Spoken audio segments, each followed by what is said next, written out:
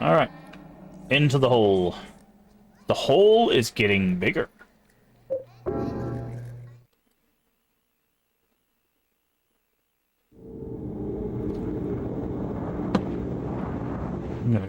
I'm gonna skip those little like tunnel transition scenes, just because it's unnecessary flashing lights.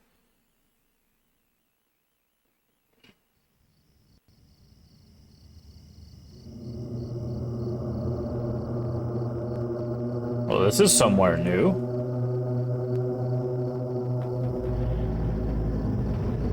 Now we're in.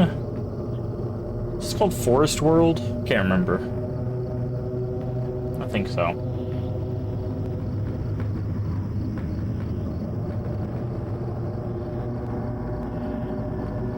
Because I believe there are 4 worlds we will explore.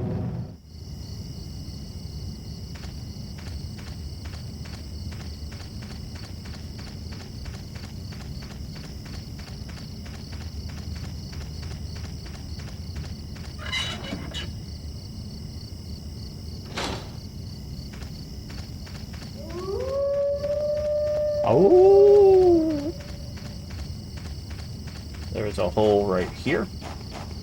If you're so inclined to go back and save. That's one thing that's interesting about this game is, so far as I know, the only way you can go to save is if you go back to your apartment. Ah, our little bug bird friends.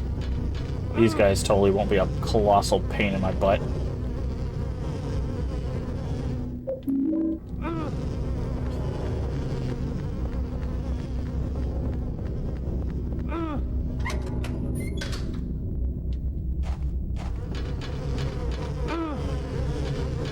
I don't even know. We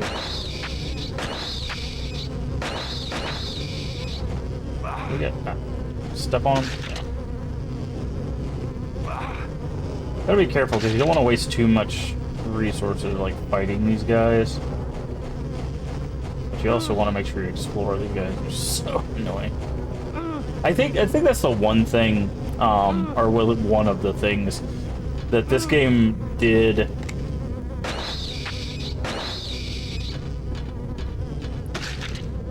That I think probably pushed some people away is there's a lot of annoying enemies. Not like difficult, but annoying.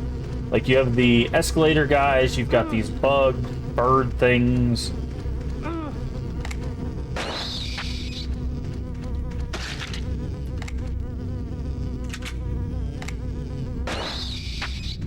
Like, I think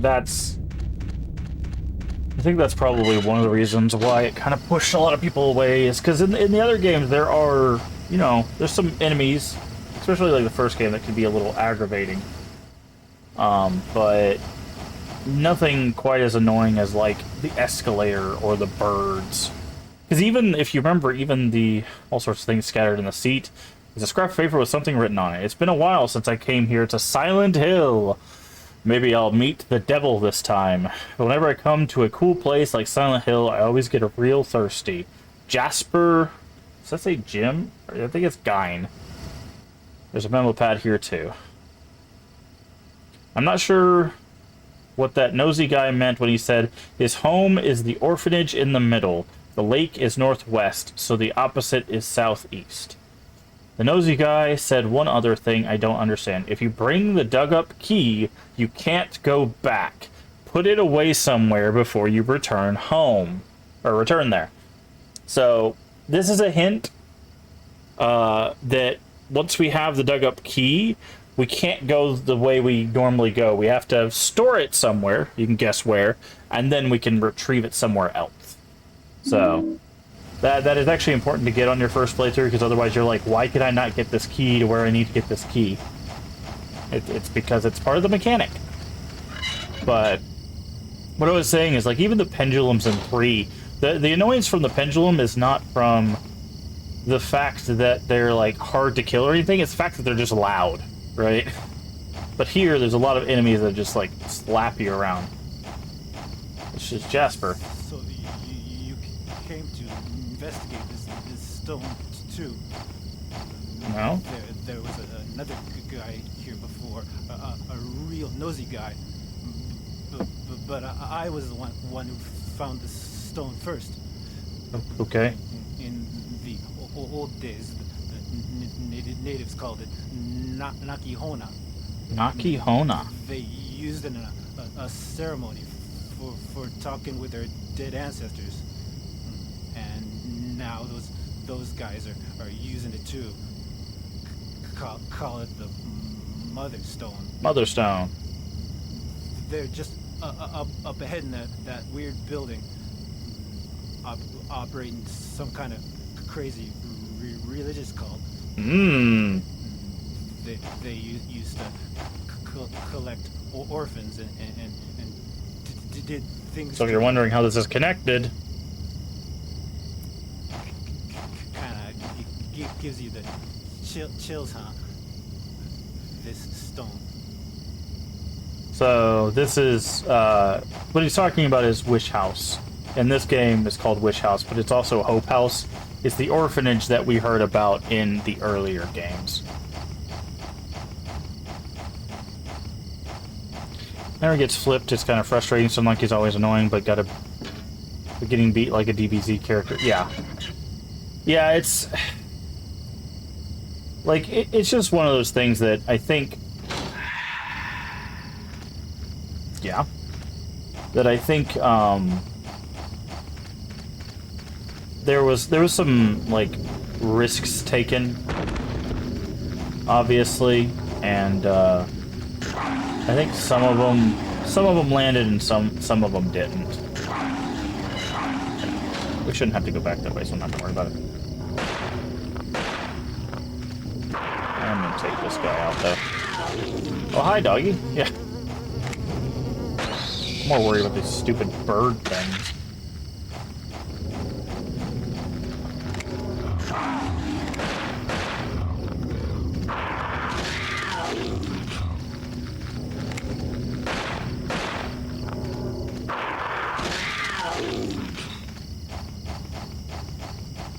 Quickly, we will have to come back here. So there should be... Okay. What does this say? Silent Hill Smile Support Society Wish House. So again, if you remember, this support society actually had Hope House, is what it was called originally. Orphanage run by the cult. Huh.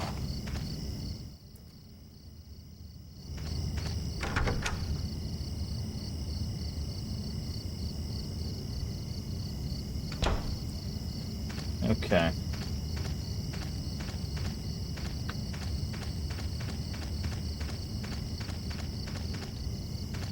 Some kind of kid's toy. Let me check around here.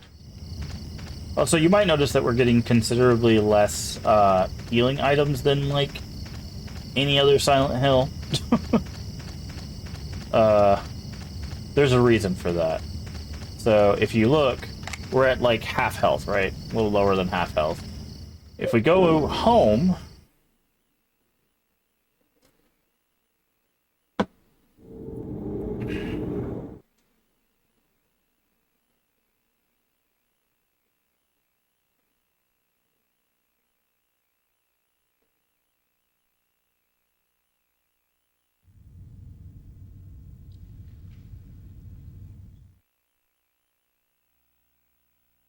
our health slowly refills over time while we're in our house. Now, the issue with that mechanic is, one, it takes a while, and two, when a certain event happens in this room, we'll stop healing.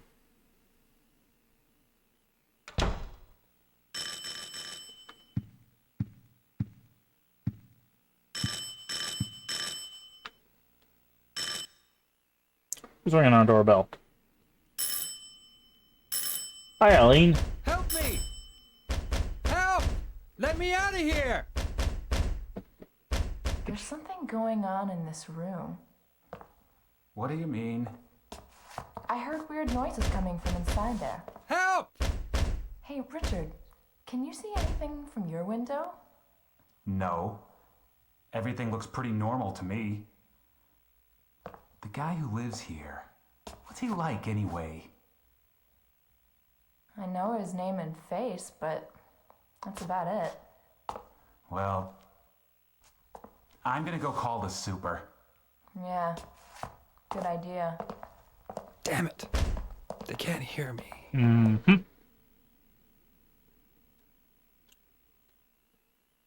So there you go. Now you notice we're at full health. So that's why I think there's a lack of healing items. Now we might miss some, but I'm going to try to explore everything because we're going to need another type of item for later in the game. Forest World. Okay, it is indeed called Forest World. But yeah. So this game tried to change it up a little bit, which on one hand I do appreciate, but as you can see, they've made things a little, I don't know, annoying, because the ghosts can't be killed. They'll chase you down, they'll grab you, they'll take your health. You have flocks of birds that will just go bop, bop, bop, bop, bop. They fly around so fast, right? And then you have the escalator guys who will slap you down the elevator, take like a third of your health, maybe a little less than that, you know. And as far as I would know, there's not a way to kill them. This writing, what does it mean? Okay. Not gonna read it.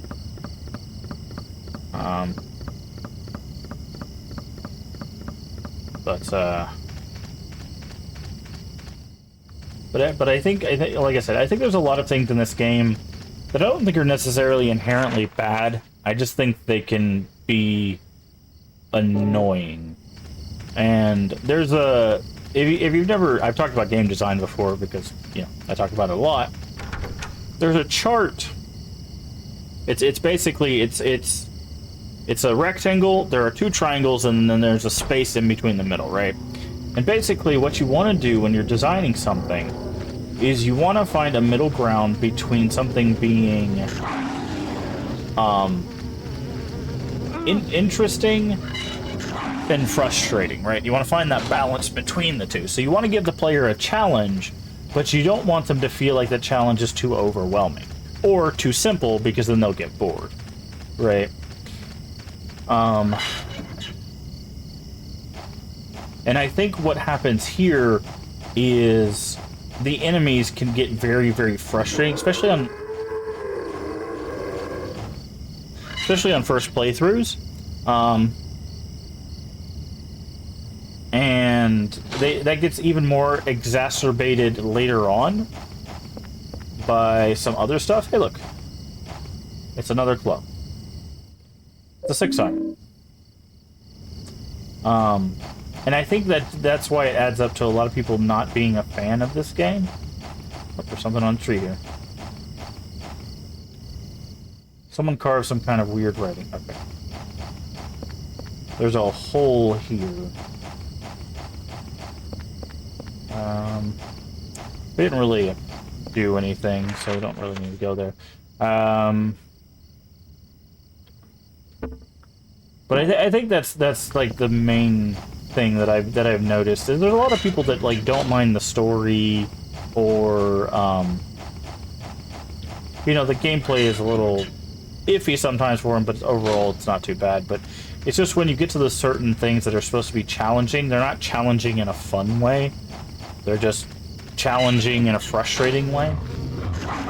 Ow. Like this. Why does this area need 4 dogs, right? Like, we're in area 2, and there's already 4 dogs and a bird coming after us. So...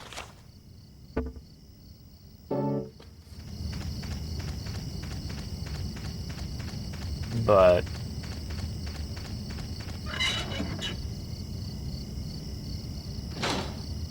But the way it like goes about like the gameplay and stuff, I think is interesting. Like going through the different holes and ending up in the different worlds. and each world kind of having its own like piece of the story. Oh, here's our friendly neighborhood wish house ghost. We can't do anything with this yet, right? Too dark to see. Yeah, that's what I thought. Hello, little boy.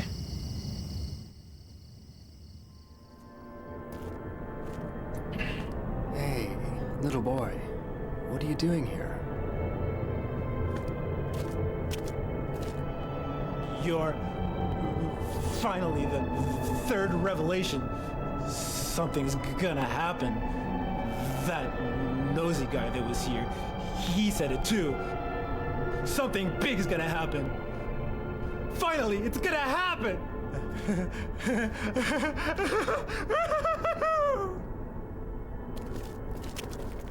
And gone. The third revelation. And a nosy guy. This door will not open, I don't think. Locked from the outside, yep. That door will make more sense later.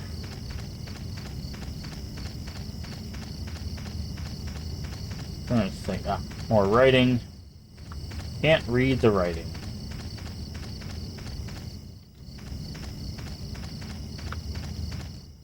Grave has been dug here.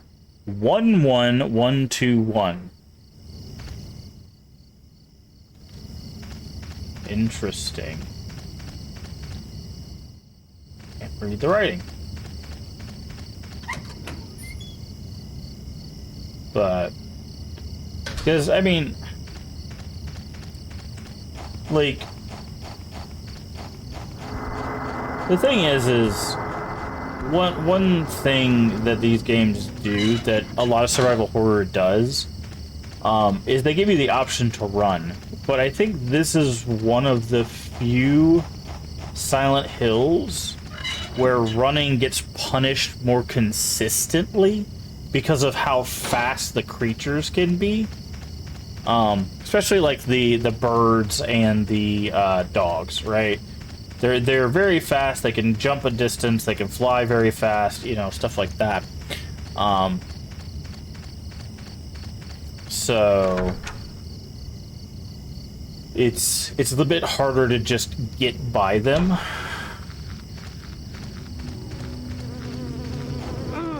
See, like that, right? So I tried to run around. You see how fast they close the distance with me? Get off me. And they can grab you. Like that's what I'm talking about right there, right? You see, most Silent Hills don't punish you like that. Basically, they'll get stuck in some sort of animation, and you can just kind of run by them. But here, they have a lot of ways of closing that distance that make it very easy for them to. And then you have these guys, again, who close the distance. So, Luca Lake.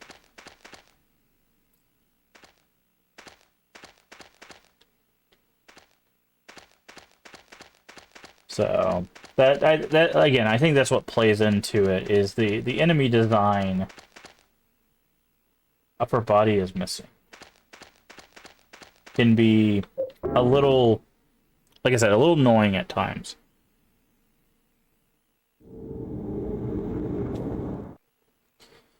Going in here so we can save. But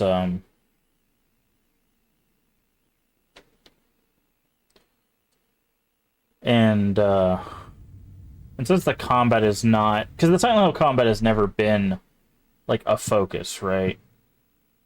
And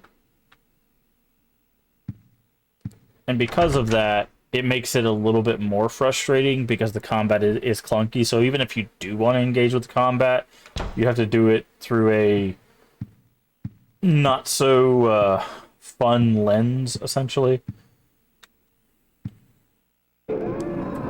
But it's interesting because, like, I don't think this is like the worst game I've ever played, right?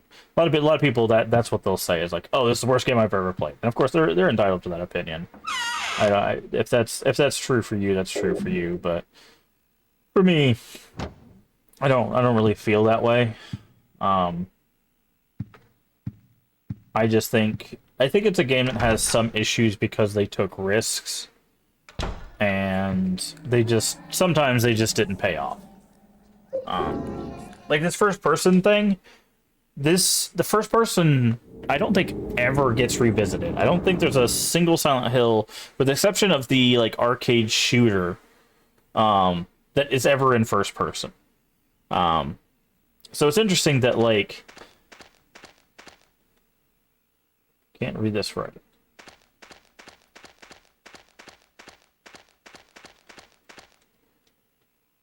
Took a trip a few years back. There's a photo of the lake in my room. Yeah.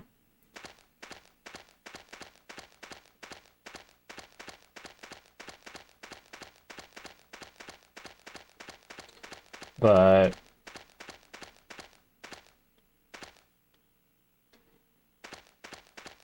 all right, hold on. We're supposed to dig somewhere. Oh, I think we got to go back to Wish House. Oh, there's also this.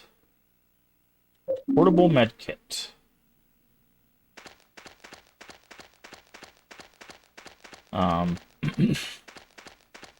But and I don't I don't think there's anything wrong with them taking the risks.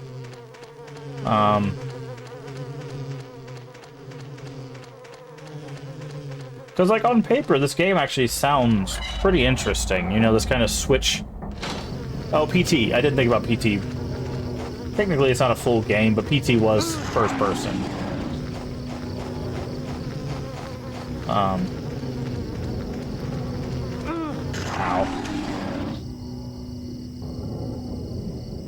Even RE took some criticism for moving to first person in their main series, but despite it being an idea from the creation of the series. Yeah. Like PT is a teaser for Silent Hills, which we'll probably never get, but you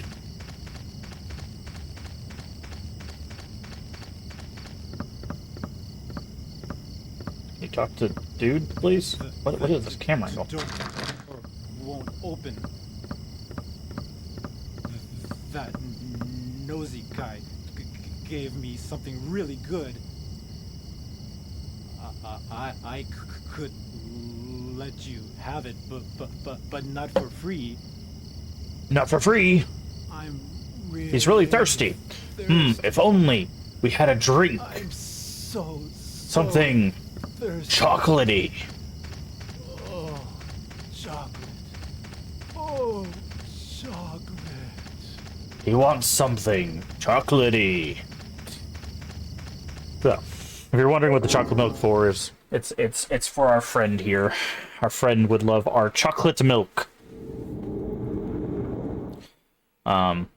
Yeah, like RE honestly RE took 2 shifts. Right? So you had the tank control survival horror of like 1 through 3, and then you moved into like an more action sequence, more action based game with 4 through 6, right?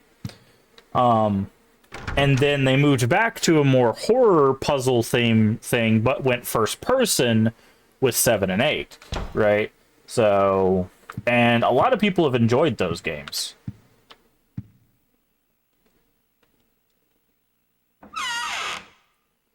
I'm going to store this for now. Okay, we need the chocolate milk.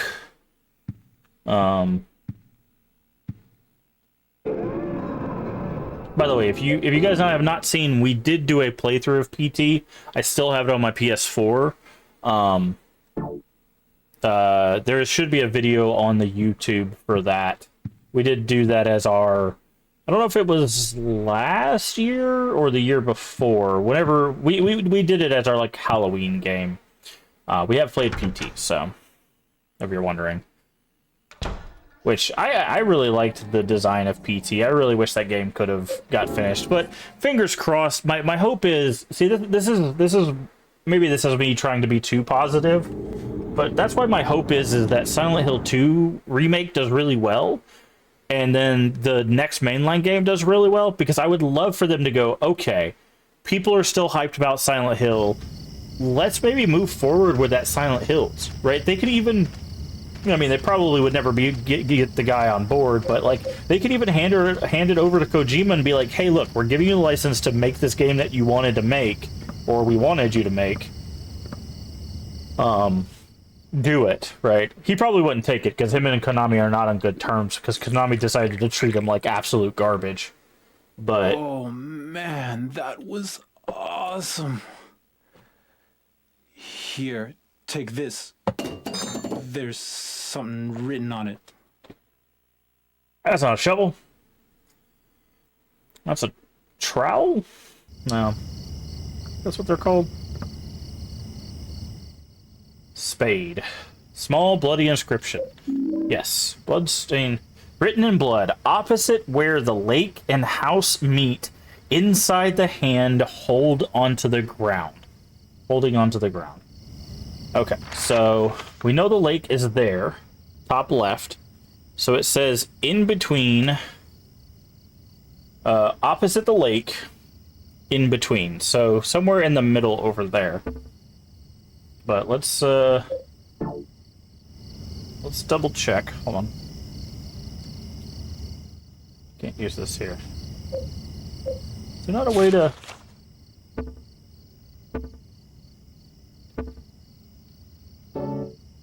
Isn't there a way to, like, inspect stuff? I thought there was a way to inspect stuff.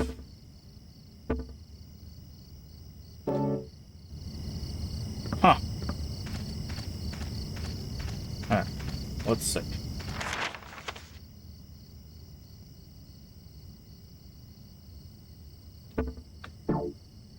Where the hand meets the ground. Or hand holding the ground.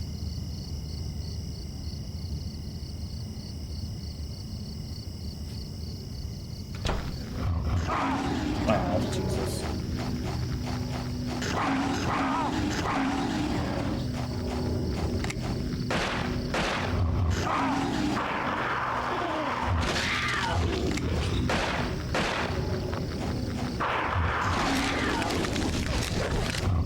Well, that was a weird animation thing.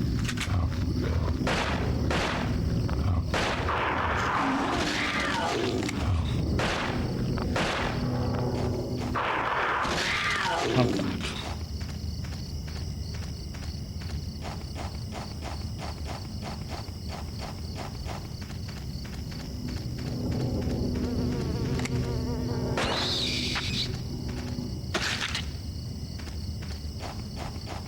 Bird bug thing. Okay.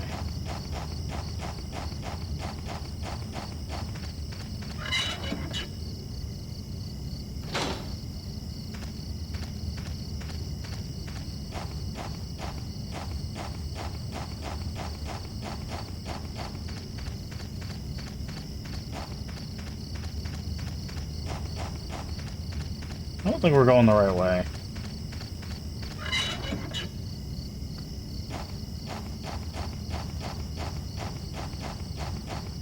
Oh, nope. Yeah, we are. I was like, wait a second. But yeah, I don't think there's anything inherently wrong with taking risks. I think it's just with this game specifically, a lot of the risk ends up being an annoyance to the player instead of a challenge to overcome. Rusted bloody key. Now, if you remember what we learned about the key through the memo,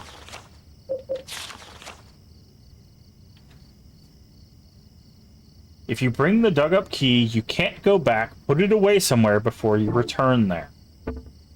So we need to go in here first. By the way, if you don't get that memo, this is a very confusing. Also, hi, Ghost. This is a very confusing puzzle. It's a very simple one, but it's a very confusing one without that note. That's why it specifically mentions there's a car running over there, and they have lights on and everything to attract the player's attention over there. But because you have to go to the driver's side door,